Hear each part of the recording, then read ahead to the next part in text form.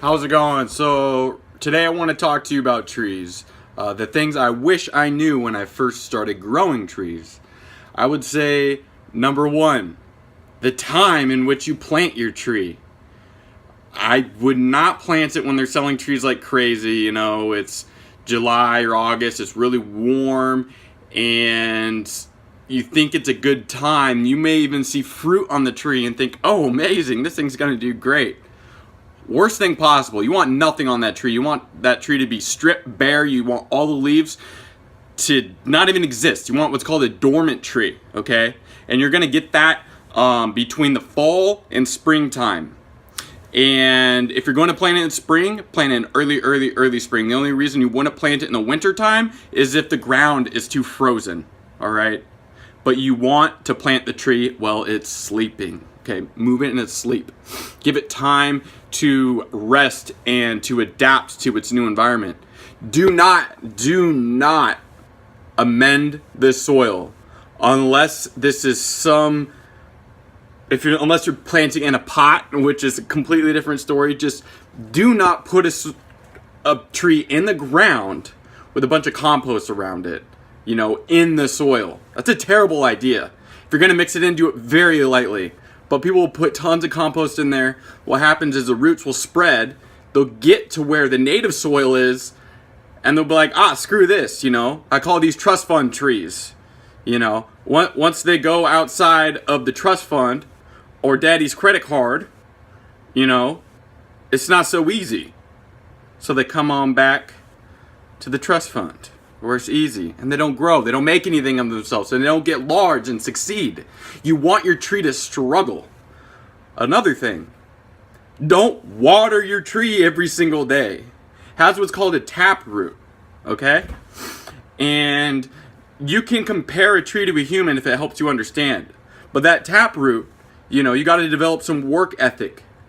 And that tap root is like its work ethic and its savings. Because when times get difficult, it's going to be able to draw moisture from deep down when everything else is struggling with small root systems. I would say one other great thing for growing trees, which is not needed, but it does certainly help, would be to plant comfrey around them. Because this has several different purposes. But I would say the two most important, in my opinion, or three, would be bringing around beneficial insects with the constant blooming of the flowers. It's a biodynamic accumulator, meaning it's bringing up different nutrients and minerals from deep in the soil that the tree cannot even reach with its taproot. Okay? And it's depositing them at the surface of the soil. It's a living mulch for the soil, keeping competing plants and weeds and grasses from choking the roots of your plant out, of your tree, and causing it to die or dwarf. Grass is really terrible for your trees. It'll hurt it quite a bit. That's why you see people cut those little holes of grass, which is almost silly because the roots go far past that and are tangled in the grass. But usually those trees don't do fantastic. Think about nature. Nature on the forest floor, there's a covering of leaves, sticks, twigs, branches, things of different sizes and diameters and textures. And what you want to do is recreate that. And one simple way is just to get arbor chips. Maybe throw some leaves and wood chips and whatever down there. If you got to keep it pretty tidy, wood chips are pretty solid, but don't buy wood chips. Don't get like the play chips. Those are no good. I wouldn't recommend cedar chips. Another good thing that all of that wood covering is going to do for you is mycelium is going to begin to grow. Mycelium is the fungal network that produces fruit bodies, aka mushrooms. And this network exchanges water and minerals for sugars, carbohydrates from the photosynthesizing plants or trees. And, there's a symbiotic relationship there, and that is inarguably the most important thing in a forest that holds it together and is responsible for its success. So you want to use nature to your advantage, okay? And you want to mimic what's going on in nature. So not get too wooey on you. Pruning. So pruning is a really, really, really serious matter, and people need to proceed with caution, because I have seen the most beautiful trees. You know, I watch trees, I stalk trees. I'll see a gorgeous tree that's been pruned properly, and that person moves away. Someone else moves in.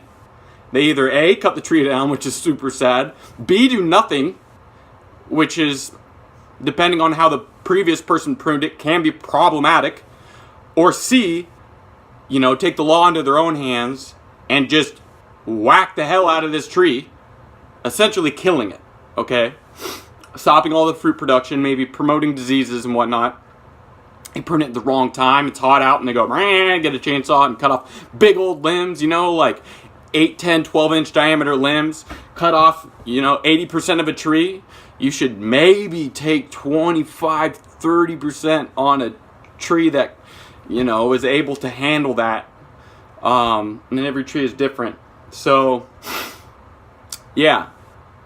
If you don't know how to prune, don't touch your tree, man. Just don't touch it.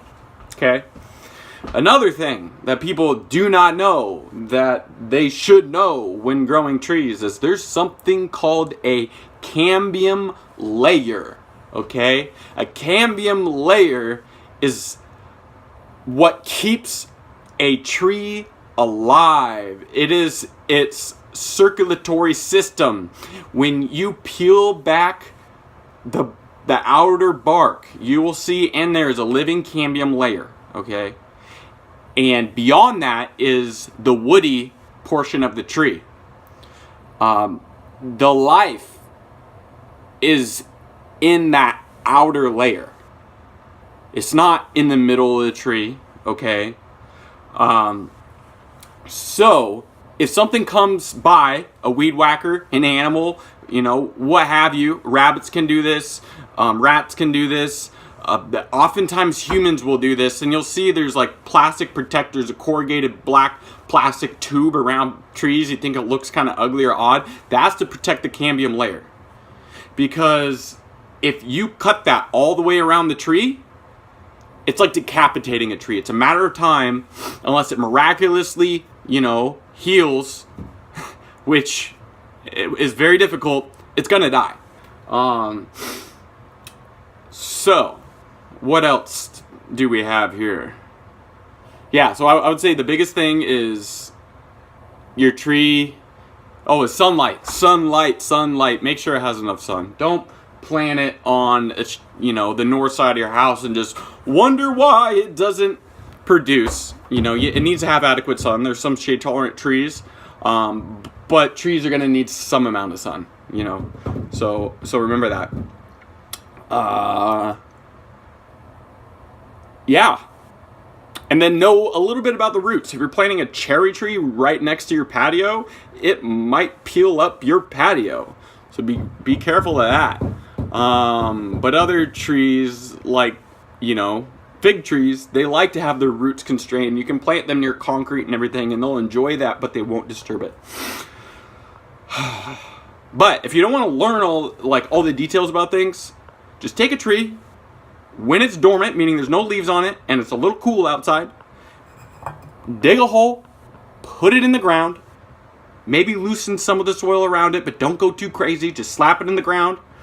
Press all the soil down, making sure there's no air pockets, because that can be a big deal.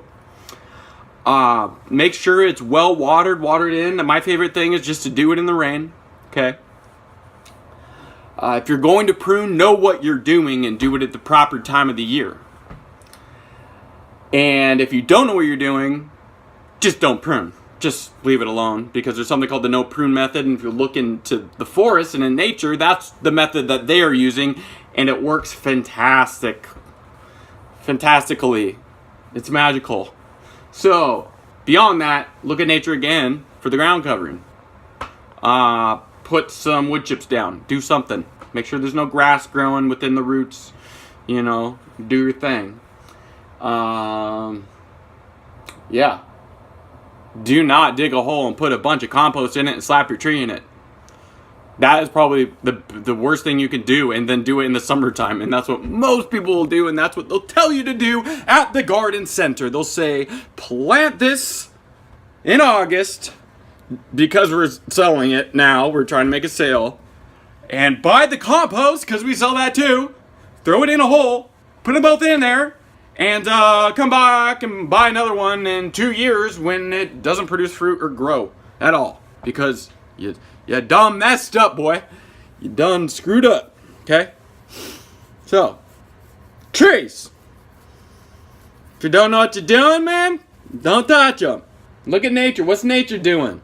Is nature digging big old holes and throwing compost in them? No.